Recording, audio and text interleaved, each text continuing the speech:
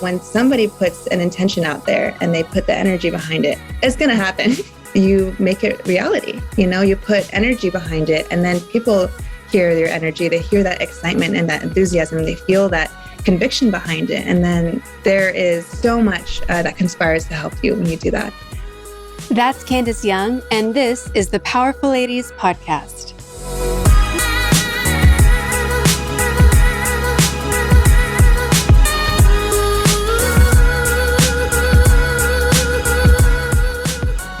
Hey guys, I'm Kara Duffy, a business coach and entrepreneur on a mission to help you live your most extraordinary life by showing you anything is possible. People who have mastered freedom, ease, and success, who are living their best and most ridiculous lives, and who are making an impact, are often people you've never heard of until now. So many people dream of being a global nomad, traveling and working around the world and breaking free from the hamster wheel we often find ourselves in. The pull is to live a life of purpose and adventure.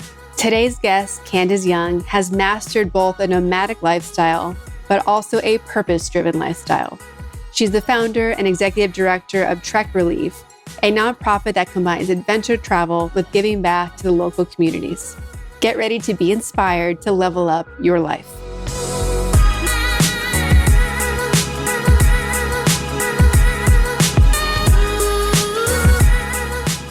Well, I am very excited to talk to you today. You are doing a lot of very cool and very important things.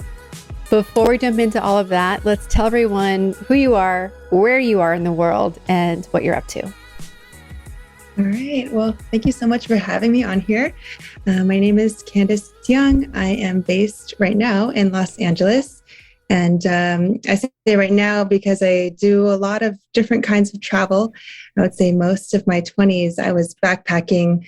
I considered myself a dirty backpacker, just living in a hostel and just collecting stamps in my passport and just exploring the world. But my home base, I grew up here in LA. I have work here in LA and my community's here in LA. So it's a really great springboard to be able to go out into the world and do what I do. So, and you have a big variety of roles you play in different communities and different jobs you have. Let's just run down the list for everyone to get an overview of all the things that are you. Oh gosh. Okay. I have held quite a variety of interesting jobs in my life. None of them were corporate. I would call them all contract and gig style work. I guess in order, that makes things easy for me, I was a scuba diving guide in Southeast Asia for a year, a fire dancer by night, which paid for my living and travel expenses and scuba diving bills. A marine biologist working as a fisheries observer up in Alaska, working on fishing boats, commercial fishing boats. A diver who was counting endangered and threatened species over in Santa Cruz Mountains. Most recently, now I'm a wedding officiant professionally, and that supports me as I do my work leading a nonprofit that I started 6 years ago that basically fundraises for different communities around the world by tying active adventurous trips to them in the Himalayas, Patagonia, and Mongolia currently. So I think I'll stop there. Just a few things. Well, let's dive into Trek Relief. Why did you start it? Where did that idea come from? And how has that surprised you? Yeah. So like I mentioned, I spent a lot of my time in my 20s traveling as a backpacker. And I felt very fortunate to have had that opportunity working the contract style of work I did out in the fishing boats in Alaska, and basically just had a chunk of money that saved up because there's not enough internet to spend it. Just satellite internet could barely load emails. And so by the time I got off my 3 to 5 month contracts, I'd have a chunk of change. And so I'd spend it on plane tickets and hostels, and I'd go be abroad for 5 to 19 months at a time. And I did this for most of my 20s. And I would say that at some point, I did get to a point where I was really questioning myself and my lifestyle. And even though I felt so lucky to be able to be traveling as much as I was at the age that I was, I also was getting to this point that a lot of long-term travelers, they might come to as well, of like, is travel selfish? And that was a question that a friend posed to me. It's like, what is the point of all this? Like, I can say, yes, I am bringing my money and spending it abroad and helping with those economies and communities. But really, what is the point of all this? And so that was in the back of my mind as I kept on buying these plane tickets. And I remember I was getting jaded on travel. It was so weird to get to that point. And I was like, you know what, at this point now, like buying plane tickets is just my default mode. And like, actually what's more exciting to me, the next adventure, is actually staying in one place and just like being able to say yes to birthday parties that are planned like 2 months in advance, or like actually being able to tell you where I'd be in the next like 3 months or so. So that became actually more exciting to me than just like being on the road all the time. And so I was like ready to put my traveler's hat down, but there was like one more kind of travel that I hadn't tried yet. And so I was curious about it, which was getting involved with disaster relief volunteer work. So I remember trying to apply for jobs on land as like a change. And then also I applied for volunteer work abroad, and then the volunteer work got back to me first. And so that's how I ended up in Nepal. And I had already fallen in love with them, like on a previous trip. And in the sense of like the trekking there is amazing. I didn't even know what trekking was when I went, but I just like hopped the border from India. I was actually part of an India trip. I was like, oh, Nepal's right there. I'll just go check it out. And then like hopped the border. Didn't even like download any Lonely Planet stuff. I just Googled, what do you do in Nepal? And there's like, go trekking. I was like, all right, what's trek? And I just like ended up on Annapurna trek, which is like this 20-day trek. And I didn't hire a guide or anything. I just bought a book in the bookstore and just followed the book. And I didn't even read ahead. I just like bought the things on the packing list, and I just go day by day. And I think by day 6, I realized, I was like, am I in the Himalayas? Like, I was like really not planning ahead. I was just really going by the flow. And anyway, so I fell in love with Nepal and the Himalayas because that was just the best hiking of my life. Like every day was different. I was not even that into hiking before, but by the time I was done, I was just like, so like, this is the best. Like, I felt so fit. I was eating like vegetarian, like local foods, like 3 meals a day. It was like power mountain food. And it was so delicious because every like, they call them didis, like older sisters. They cook it in the tea houses for you every day, and you got like 3 hot meals. And the culture there's amazing. It's like Tibetan Buddhism. It's like so beautiful, the Buddhist principles, but also mixed with this like really cool demonic images of Tibetan Bon religions that they mixed in. So very, very interesting and fascinating. Anyway, so that's the backstory of why I love Nepal in the first place. But anyway, so I went back and ended up volunteering there for them after the earthquake. And I volunteered for another nonprofit called All Hands, which is an amazing disaster relief nonprofit. And I gave them 3 months. And after 3 months, actually during that time, they realized that I was sticking around for so long. And then I ended up getting hired as their project coordinator. So that became like kind of my foot in the door of what it was like to work in the nonprofit world in Nepal, and how to like build and construct and work on like rubble or like destroyed buildings after the earthquake. And so when that project finished 3 months later, then I had already set aside 2 more months to go trekking in the Himalayas. So I had like 3 more treks lined up. And then one of them was to go check out the earthquake, like epicenter area. So I went into the Himalayas, which everyone's like, you can't go. They got really destroyed. It's really dangerous. They're still having like aftershocks, but I still went because I found out you could go. You just had to like figure it out.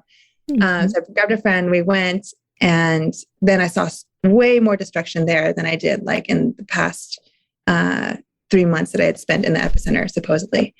And so that's when I decided, you know what, I am so moved by this. Like there were people who were like, they were asking my friend and I to like, please stay the night, please have lunch here, please share the business, make it fair. And it was like, when I got there, it looked like a bomb had gone off. Like it was a year after the earthquake. And because they were so high up in the mountains and not as densely populated as other areas, they weren't getting as much help. And so then I got off the trail like 10 days later, and I was like, oh my gosh, like if anyone wants to go on vacation, come here. They could really use your money. And And yeah, that would be so helpful for them. And so I just made a post on Facebook, like, got traction or not really. But then over the course of the next 2 months, I had more treks, and I was just hiking Mm-hmm. and thinking and just like reflecting on all the experiences and people that I met and my passion of trekking and and really getting involved in the nonprofit world. And I was like, you know what? Like, I feel like I should do a fundraiser for this village. So that's how Trek Relief started. It was just a personal fundraiser to help out this village. And I offered to help organize guided and porter treks into the village.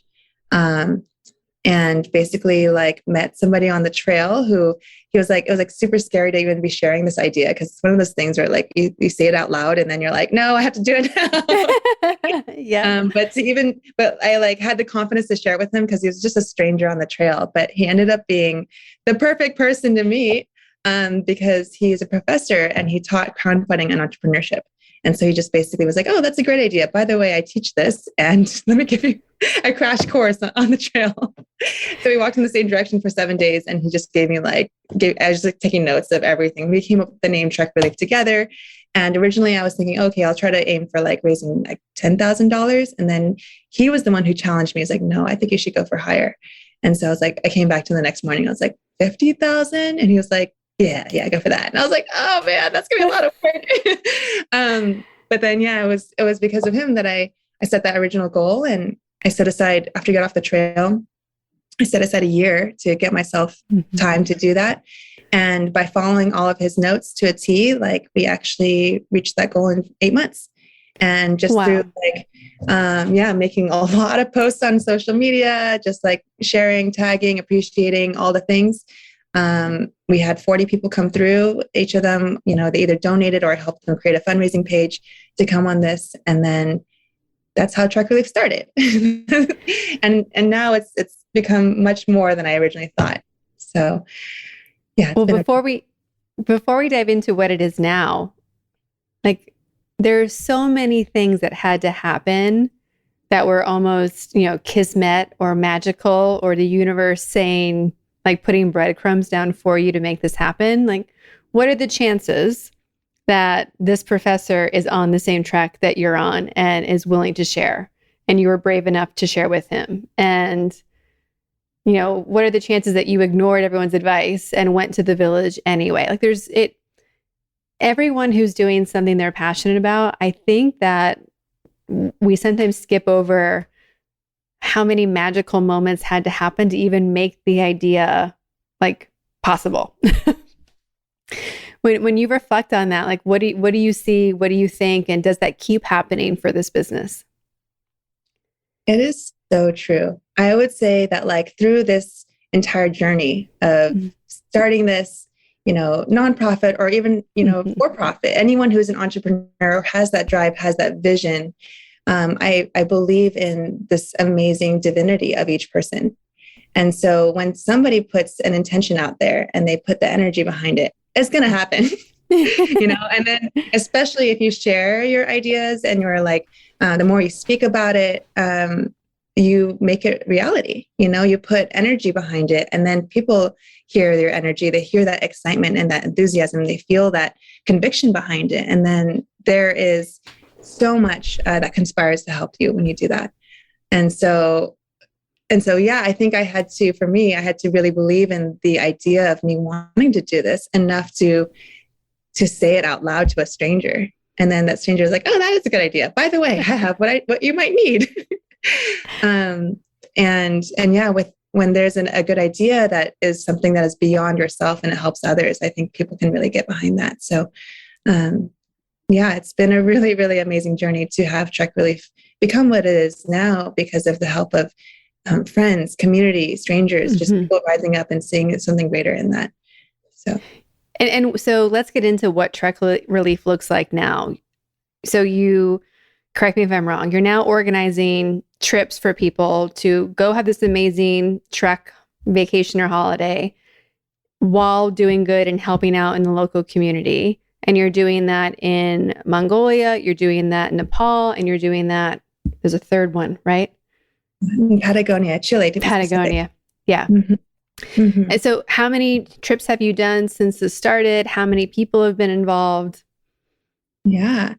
So we're having our 20th trip launch this November back in the Everest region, Everest region. And we are currently, well, we had trips in Mongolia, but the travel there is a little bit still difficult with the borders.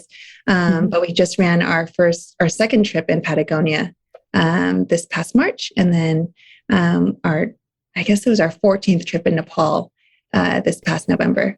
So Wow. we've had different kinds of trips that have ranged from, it started with earthquake relief in Nepal, but it's also expanded to doing different kinds of projects based on what the requests, what the needs, what the resources that we had available, and the people, what kind of offerings they were bringing. So we've done like a medical trip to the Everest region, bringing like a bunch of supplies and also nurses and even a doctor.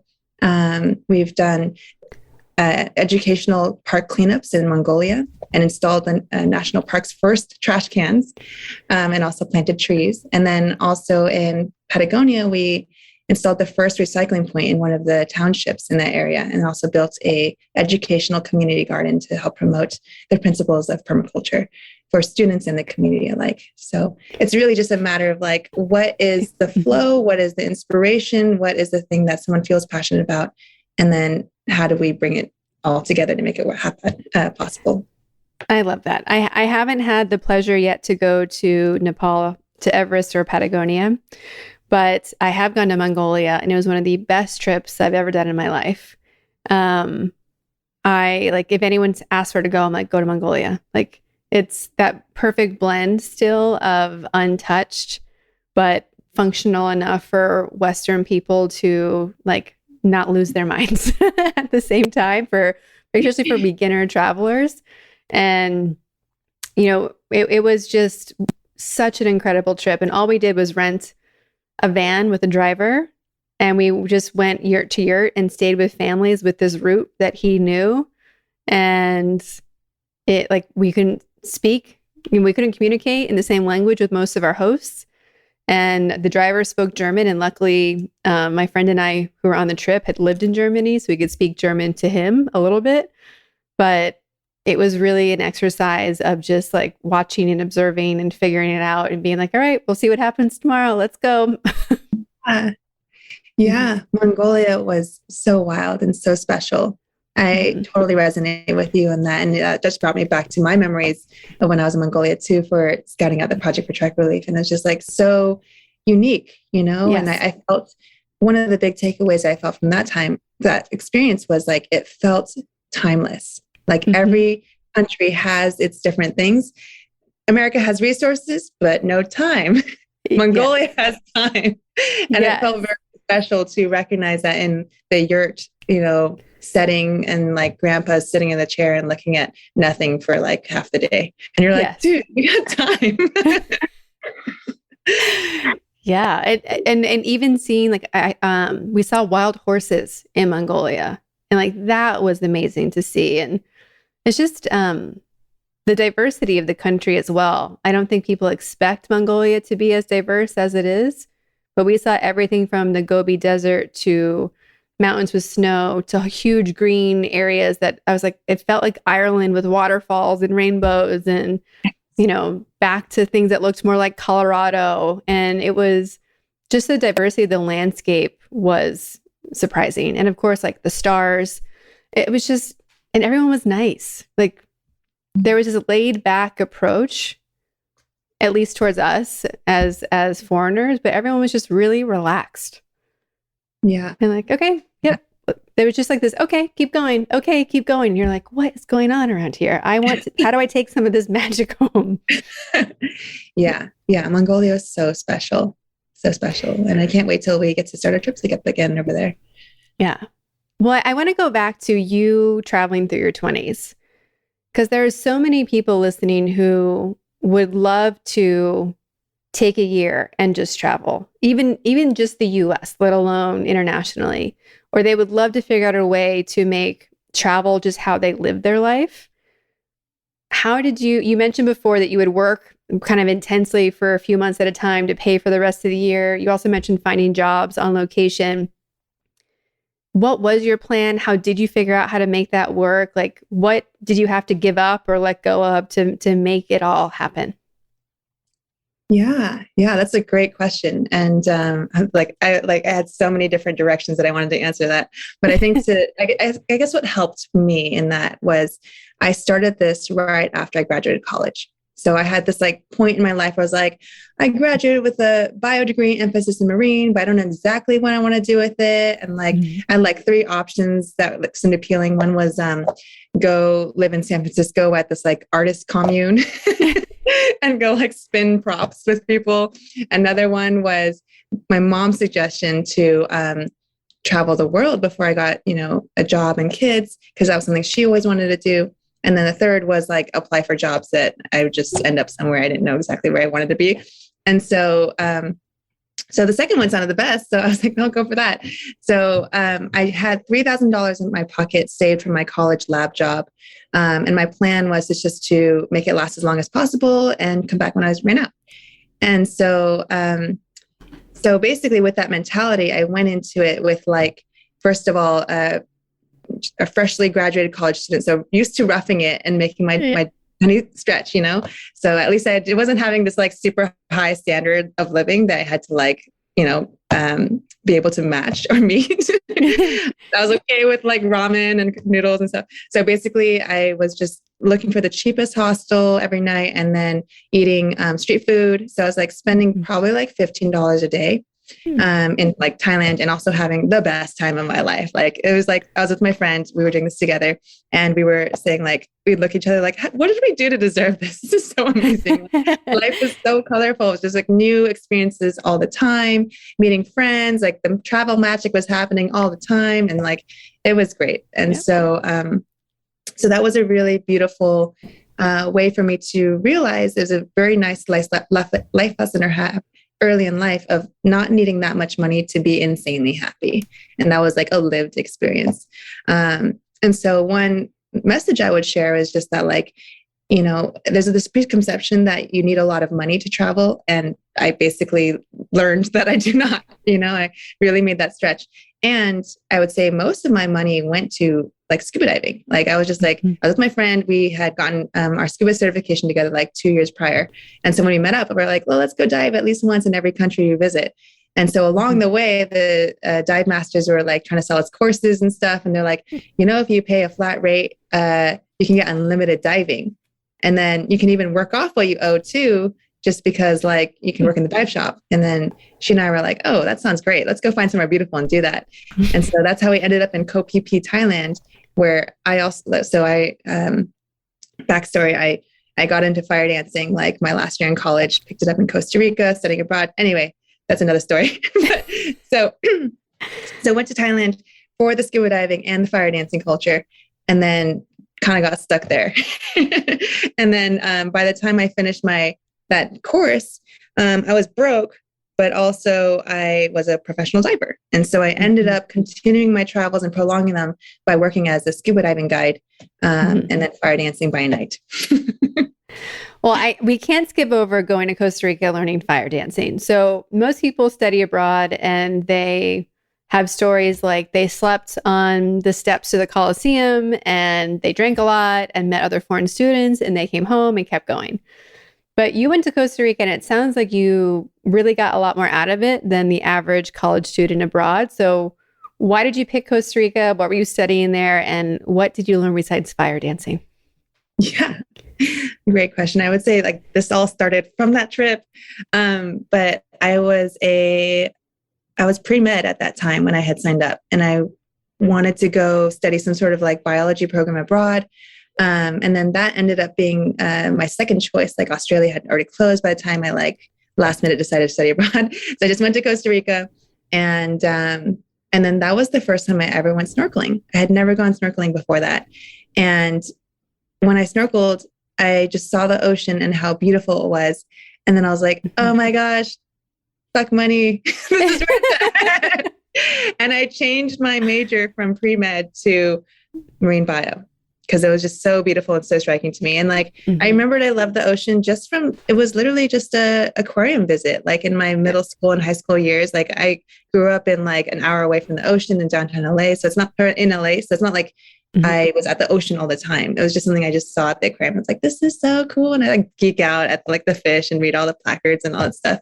But finally to have my first snorkeling experience, and then shortly thereafter, my friend and I got scuba certified. Then I was like, you know what? This is beautiful. And I just changed my emphasis. And then my senior year in college, all my classes are about fish. So yes, I picked up that switch in major or switch in emphasis.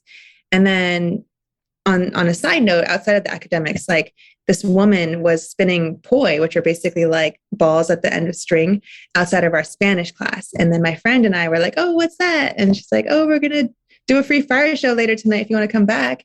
And we're like, oh yeah, let's come back. And so we came back and she was teaching everybody that was there. And then that night she let us all try with fire for the very first time. And wow. We barely had any tricks, but we were like sitting on this grassy hill under the stars. And then all of us were silent. There was no music. And we just basically each took turns with this fire and we were like safetying for each other. And when it was my turn, like the experience was so exhilarating. Like, it's like, you don't realize how much sound the fire makes through the air. And especially when you are the one that's making that and surrounding you, it's just this like sound like all around you. And then when I was done, like the fire goes out after a while. And then when I was done, like my heart was beating for like 2 hours straight. I like was so pumped with adrenaline. I was like, I can't believe I just did that. And I like bought my own set and I had them waiting for me at home. And I like made hacky sacks on a string and I like made practice ones. I just was practicing throughout the rest of the trip. And so finally, when I got home, I was like, okay, well, I guess I have these now. Like I was watching YouTube videos and just like being a total nerd and like practicing. And finally found like a fire community in Davis where I was going to school and got swept up into that. And yeah, that just kind of like led me into whole different directions in friend circles. So yeah. I really love the academic nerd approach that you took to fire spinning, because most fire spinners are not putting together a practice routine. They're not building like the props in advance. It's not like this regimented approach. But I think it's so interesting to see how everyone learns and like the commitment level. Like clearly when you're a yes to something, you're all in. There's no, I'll think about it, I'll do it sometimes. You're like, no. We go in and we get certified and we get the degree and then we're an expert and then we do it everywhere. Like it's so interesting to like see that process you have of, if we're going to do it, we're going to be great. Who's on board? Yeah. And also I feel like something to note though, is there's something to be said about the setting and what you set yourself up for, right? Because when I'm back at home, there's like so many things calling for my attention. You know, there's things to do, you know, things to watch, like obligations, commitments. But when I'm studying abroad in Costa Rica, where I'm like barely having internet and just like hanging out with people, then there's just like, you just have to be more present. And so that was something that really set the stage for me to create time and space for me to be like, you know, I couldn't order like some stuff and have it ready for me. I just had to work with what I had.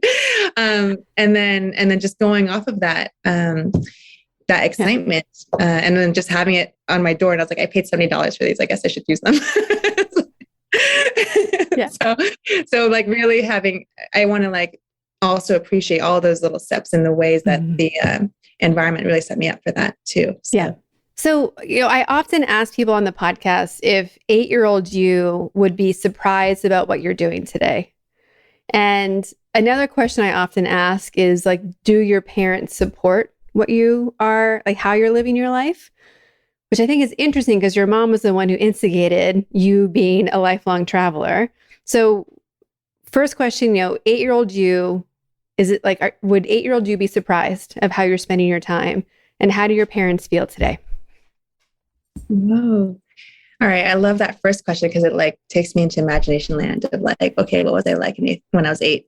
But I want to say no, because I think that I still live in this mentality that I had back when I was 8 of like, the world is infinite and like, there's a world of possibilities ahead of you. So like, of course that's all possible. So I was just like, yeah. Okay, that makes sense. Sure, why not? And then as far as my parents, I want to say that they have been my biggest supporters through all of this. And I'm so, so grateful and appreciative of them, especially having Asian parents who stereotypically would not let their daughter travel abroad, or like not be pursuing corporate style work, or like or travel as much or as long as I have. So I'm really, really appreciative of them for that and so many other things. But now I feel very excited about being in this stage of life where we're supporting each other, in the sense that we all work together in the family business. And so then when they travel, then I can also help take care of the office where I'm at right now. And then I get to say the same things that they used to say to me, where I check in at home and my mom would say, instead of her going like, come home, when are you coming home? She'd be like, enjoy every minute. And so now I get to be in a place where I get to say that to them. So it's really sweet. What's the family business? So we are a two-part legal office. And so my mom is an immigration consultant. She's been helping people get their green cards and citizenship for over 30 years. And then also we help process marriage paperwork as well. It's something that's unique in Los Angeles County, kind of like how in Las Vegas, you can do those like drive-through weddings and all of that. Like it actually exist in Los Angeles, but even more convenient and faster. So we're an office that has been helping people get legally married for, I think, like a decade. So I've been helping out. I think it was a year after I started Trek Relief, I was running out of savings. And so then I was like asking friends for like waitressing jobs or like whatever that would just give me some part-time, flexible work. And then my mom found out about me doing that. And she's like, okay, I got some work for you. You can help out. So that's kind of like been what's been supporting me through all these years. How cool. Yeah, it's no matter what your family culture is, there's always, most parents are coming from a place of fear and what will set you up to be successful to the point where they don't have to worry about if you're going to eat and be okay. And also having parents that are pro-adventure and really encouraging, whatever that looks like. For my sisters and my brother and I, it's like, I can't imagine life where it's not encouraged to like go and see what's possible. And when I think about how many people don't have that as their like family baseline, it like is almost, there's an entire like confusion part of like, well, what is life like if that's not where you're coming from? Like, I almost can't understand it. But then the second part is just almost heartbreak for people who haven't been encouraged to just go and be curious. Because there's so much curiosity even in our own backyards or with our careers or with, our friend groups and activities, let alone everything else that's, requires a passport. But there's just so much to see and do and taste and people to meet in the world.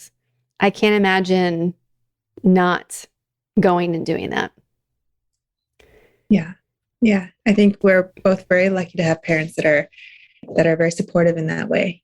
Because I have like friends who also, they share about what their parents are like, and it's not the same. So it makes a big difference. It really does. You mentioned before about how you traveled a lot, and then what was exciting too was more stability and maybe being local for at least a little while a year. How has that evolved? Are you still like, no, I'm cool eating ramen? Or are you like, okay, like now I kind of like to go out to dinner sometimes. I kind of like some of these things. Like, how are you balancing maturing and expanding as a global nomad who also enjoys having LA as a home base? Yeah. Yeah. Well, I definitely have evolved, I would say, from eating ramen all the time. I am not in my 20s anymore, so I do have to feed myself a little better. I would say that I've, in my travels, I have gotten to a place where I've really started to appreciate very deeply healthy, almost in the direction of like raw foods. And vegetables, fruits are like my favorite. But also I do enjoy, being able to go out with friends, and I walk this line of, I don't know if we can go, there's a whole nother topic is like diet and preferences and like all that stuff. But yeah, I would say that like, over time, balancing, what is needed in the moment to be like, just making do with what's available for like when you're traveling versus like when you're here in LA and like, is it a social situation or is it at home? Yeah, I mean, we could go in a whole different direction when it comes to food and ethical food and stuff like that too, but I don't know if that's answering your question. Well, no, I think it's just, I think that there's a Pandora's box that opens when you become a global citizen of when you realize that the culture that you were raised in is so different than cultures elsewhere. And it's not the standard that we're kind of told it is. Everything changes. Like what clothes you want to buy, where you want to buy from, like what food you want to eat, what you don't want to eat. As a traveler, it's often really hard to want to maintain a plant-based or a raw or a vegetarian or vegan diet because that's just not how every culture is. And there's this honor of like, oh, if someone's hosting you and feeding you, do you eat it no matter what it is? Or do you do you only eat what you've committed to eating? Like that's for me is like the biggest conflict I have with what I consume. Like if I'm buying it and I can control it, then the conversation's easier. But if I'm in someone's home, it's like when we were in Mongolia, every meal that they served to us was a rice blend with like really small pieces of goat meat and veggies. Well, I could pick out every piece of goat meat or I can just eat it because these people have nothing. They just gave us this whole meal. We were spending $6 a day. They were feeding us 3 times before they would eat. And it was like, just fucking eat the goat. Like it's less than a quarter of a cup and you can like, just do it. Like it's like you don't want to insult them. And I had no control what we were eating. I couldn't talk to them in their language. So you just kind of go with it. I did draw the line at like the fermented yak milk that they serve because it just literally was making me nauseous and I'm lactose intolerant. I'm like, this is not going to be good while traveling and staying in a yurt with everyone. But that's the biggest food conflict I have as a traveler of knowing when to enforce my personal convictions and when to be an appreciative guest. Totally. And I resonate so hard with you on this because I did like an experimental vegan month with some friends that we were like living together for a moment and we were all being vegan and really holding ourselves to the line. And it was fun. It was like jokes and all that stuff. But then we went out to a nice restaurant and then it came to this point where the salad we ordered had pesto, but the pesto was made with cheese. And then I was like, do we like send it back or we're going to hold our line or like what? And so I was just like really faced with the dilemma of, where is this line? Right. And I've come to this place of saying that everyone's got a line and it could be squiggly. And this squiggly line can change over time based on the situation, circumstances, health or whatever. It has to change over time because of, and you have to be flexible with it. And, and even like judging other people's squiggly lines, it doesn't make sense because everyone's got, their own squiggle in their line. So ultimately when it comes to, my food preferences, I do what I like, and I know what feels good in my body. But then when I'm presented food, my squiggly line is I just receive with gratefulness. And so I recognize that like for me, when I haven't had meat in a while, I do notice how it makes my body feel. Like I actually feel less powerful. Yeah. So having a little bit of meat in my diet is actually like, I feel different and it feels better. So my squiggly line at this moment is like, I love cooking veggies and like eating all that really clean when I'm cooking for myself. But when it's presented to me, then I receive with gratefulness. Yeah. Well, and even, I even went through the whole process of thinking like, well, this goat is treated way better than any goat in America because his family cared for it. His family raised it. Like if you're going to eat an animal who had a great life, this goat had a perfectly happy life in Mongolia while it did. So like, it's like, just get over it. But yeah, I think that's true. Right. And like similarly in the trekking, outdoor hiking environment, there's the bougie side of it. And then there's the economic side of it. And, a friend of mine has started a group called the Bad Outdoors Women, where they want to celebrate women who like don't know all the things and just want to show up and be outside. Because there's this pressure to be like, oh, well, if you've never backpacked or you don't know what to bring or you don't know how to hike or you don't know the equipment or the rules that go into it, like no one wants to look stupid, but really we just want everyone to be outside. So like, how do we give all that other stuff up? Because I think your story of even just how you, for your first trek into the Himalayas, people would tell you like, you have to plan, you have to practice, you have to have a guide, you have to have all these things. So, you know, what was it that going into it, not knowing what you don't know is always helpful, but like you made it happen. So like, was there moments in that when you got nervous or scared? Were you ever underprepared? How did you just trek the Himalayas by the seat of your pants and come back to tell the tale? Well, yeah, it's so funny how you said that, because like when I did the trek, I had like the packing list that the book had like prepared, but I didn't go for like, I came from India with like just a day pack. Like I was going on a super lightweight, like, you know, just trying to be a super minimalist, whatever. And so I just bought like the most basic things that I needed for the trek based on the list. But then it said stuff like, you know, rain jacket, whatever. I like bought like, because they have really good shopping there. So I bought like all this like weird Tibetan hippie clothes. It's like no one wears it except for like tourists. I like ended up with that. So I was wearing like this wizard's like shirt with like a pointy long like hood and like bright orange tights. And like I was hiking around like every day with the same outfit. I had like this crusty white line sweat across this weird outfit that I had chosen for myself.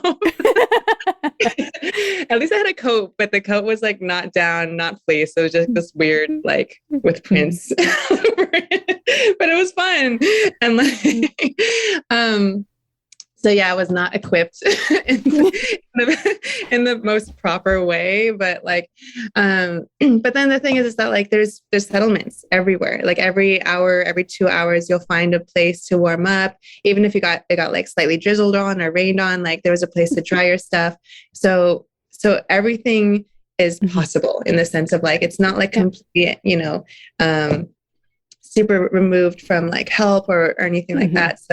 So there was always like, it's just like, just a matter of, okay, just keep going. And you'll be able to see other people soon. And so we did great. I mean, like I had all the basics and then just filled up my water bottle, you know, every couple hours and kept going. So it's very doable actually in the Himalayas. It sounds impressive and daunting in your head, but then when you get there, you're like, oh, wow, there's people living here. This is awesome. This is like I've watched friends play Assassin's Creed. Like I used to be a video gamer in college and like I've seen that. And like, I remember seeing scenes of Assassin's Creed and be like, oh, that's like Nepal. That's cool.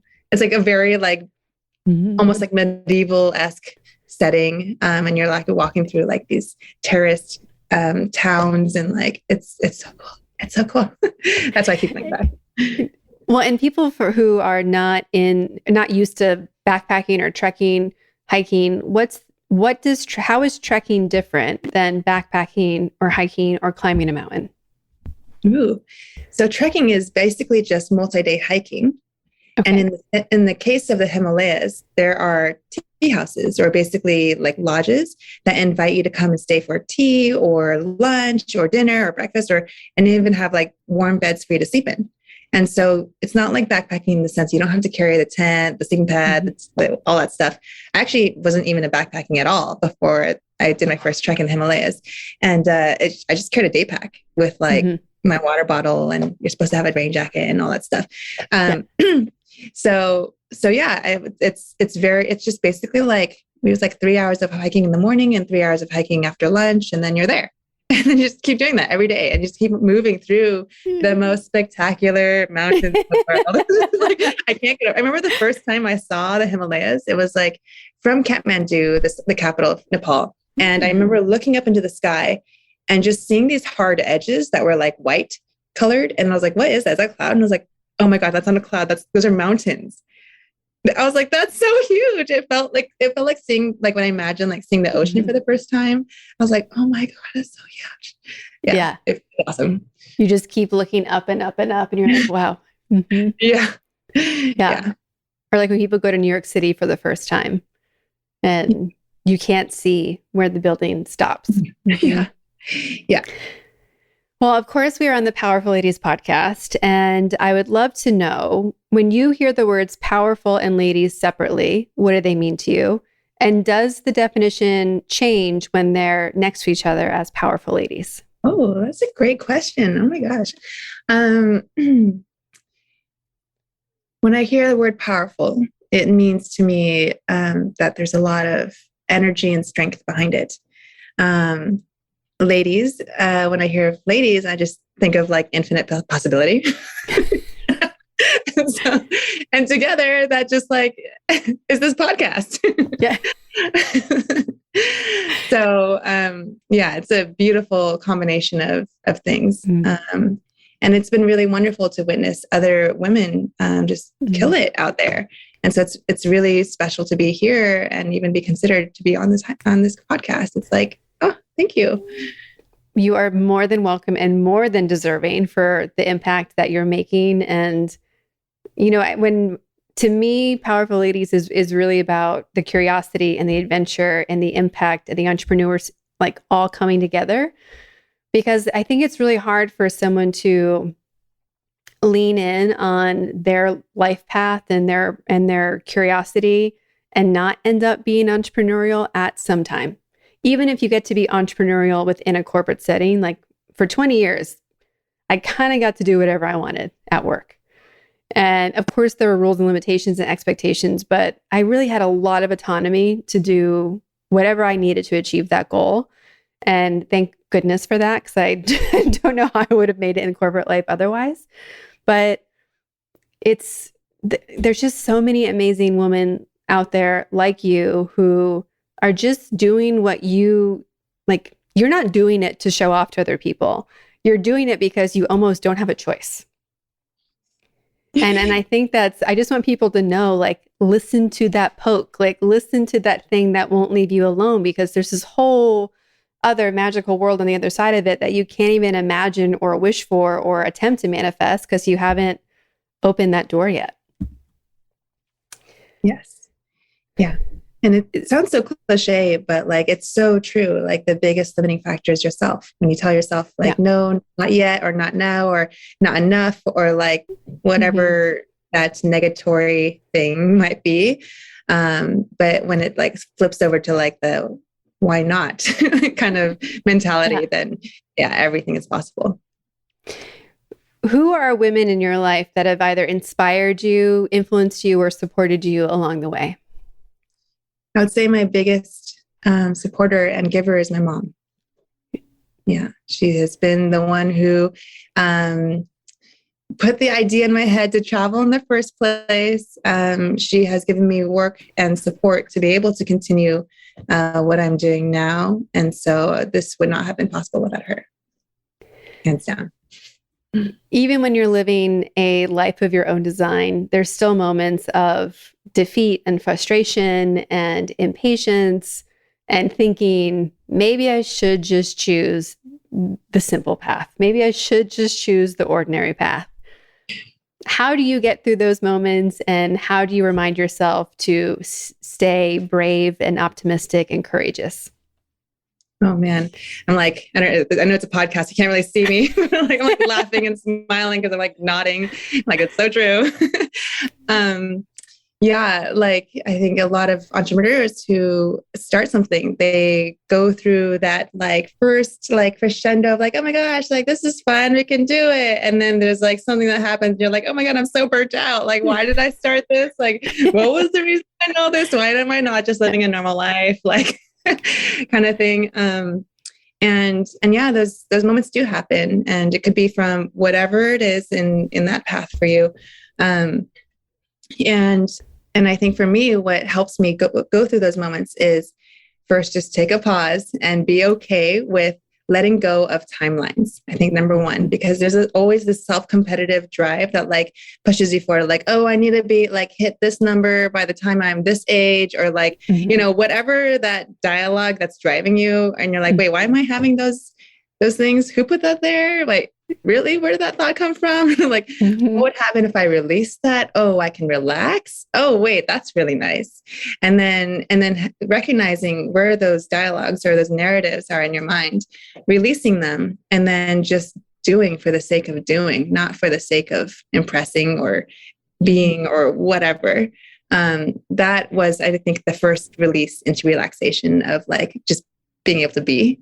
And then number two, giving yourself permission to fill all the other cups in your life, because there's this cup, which is, the entrepreneur, like I want to show, what I can do in this world. But then there's all the other cups of family, friend, relationships, self, like all the things that make you a human being and not just a human doing. And also leaning into this idea that everything helps everything. And so when all the cups are filled, then everything just overflows abundantly. So really just relaxing into permission. Well, I think so much of that, in my case anyway, is based on like coming back to having like faith in things, whether it's faith in myself, faith that it will work out, faith that I'm not alone, faith that there's people who want to do these ridiculous ideas with me. Like, for me, I always notice that when I'm in like the valley of motivation and being energetically in the right space, it's always when I come back to a place of it's me by myself on my own and thinking I have to do all the work and I have to, build the mountain, not just climb over it. What do you do to bring yourself back to the faith that you have and how things work and how the universe works for you and faith in yourself as well? How do I bring myself back into faith in myself? Yeah. I think that lends into the different aspects that everyone has, right? Someone isn't just one person or one thing. There's like so many facets to a person, right? And so even if I'm feeling down because of one side of myself is feeling a little bit dull or like a little bit leg damaged and like needs a little bit of healing time, then I can just focus on other parts of myself that really bring me back into this energy state that can lend into that healing. So say like for some reason I need to take a break on trek relief, then I go into the other things that I'm very passionate about. And that could be spearfishing, it could be dance, it could be acro. And because when I go into those things, I'm filled with all of this energy and just excitement of, learning a new thing or like connecting with different people. And then somehow that energy spills over into trek relief. And then I am like, at some point I'm like, wait, I haven't taken care of trek relief yet. Now I feel so full and ready. I can go back to it now. So really recognizing that there are different tools to be able to reach that energy level and giving yourself the permission and time away to fill yourself in other ways. Yeah. What is something that you wish everyone knew? Oh, okay. I got one. That we're all, I'm going to try to say it without being too wishy-washy, but like we're all the same person, but looking at each other from I'm going to take it back. We're all the same person, but looking out at the world with 1 billion eyes or 8 billion eyes. Love that. What does that mean to you? If you're going to like summarize it into just like brief phrase, we're all one. Yeah. but more like to I guess like go into it more. It's more of this idea that like we're not all these individual beings. We're actually all we're a lot closer to each other than we thought. And COVID showed us that. Mushrooms and mycelium show us that through nature. There's like so many different things that show how one person, how they affect each other. Like it just kind of, it's just like butterfly effects. And so when you're helping someone else, you're also helping yourself. It's just like this beautiful, like, non-tangible way of looking at the world, which feels beautiful. It's a lot more beautiful than having a perspective on the world where, my name is Candice, your name is Kara, and that's it. Like, no, actually we're living our lives for each other, and we're all supporting each other, and doing our best for each other, not just for ourselves. So brings a lot more compassion and connection. Yeah. It's part of why this podcast exists, is I was just so sick of negative content and divisive content, when I'm like, I don't know, I've traveled the world and everyone seems to be real similar and like same concerns, same motivations. Like when we get down to brass tacks, like there isn't humans are humans. And I don't know why we're so much oriented towards mine. It's mine. And I'm like, is it? I don't know if that's how it works. Cause I don't, when we look at native cultures or we look at how animals operate, no one's walking around going, mine. Yeah, exactly. It's such a waste of energy. Totally. Yeah. Well, we ask everyone on the podcast where they would put themselves in the Powerful Ladies scale. If 0 is your average everyday human and 10 is the most powerful lady you can imagine, where would you rank yourself today, and how would you rank yourself on average? Oh my gosh, what a question. Okay. Well, there's like two sides of me that wants to answer. There's like the humble side. I'm like, nah, like, but there's also the part of me that I believe too. Like, I don't want to okay, there's part of me that's the part tapping into the divine that is in all of us. We all just are split up into different bodies in awarenesses. So like 10 would be that answer. I'll just leave it like that. 10. Perfect. Yeah. For everyone who wants to participate or support Trek Relief or connect with you, learn more about you, where can they find you, follow you, and support you? Our website is trekrelief.org. That's TREKRELIEF. And then there's also us on Instagram, Trek Relief, Facebook, Trek Relief, one word on those. So we try to keep ourselves up to date on there. So feel free to check us out. And we have a trip coming up in the Everest region to support climate resilience projects and equipping mountain foothills with greenhouses in these coming years of climate change. So pairing it with an Abendablen base camp trek, 15 days. Come and join us. Very cool. And what is the registration? When do you have to register by to be able to go on that? You can sign up for it by September. I think 27th was the date. I'll see it on our website. Of course, even if you had to join last minute, we wouldn't turn you away, but that would be helpful if you let us know.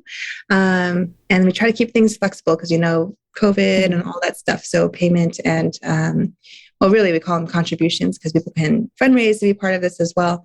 That's not right up until the trip date. So keeps things simple. Very cool. Well, it has been such a pleasure to meet you and have this conversation today.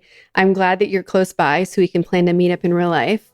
But just thank you for being you and being an example of how you can do all the things and be all the things and, be happy and thriving and continue to be creating as you go. Thank you so much, Kara. And thank you. This was such a pleasure to speak with you. And your energy is so, so beautiful. I feel you through all of this. It's been wonderful.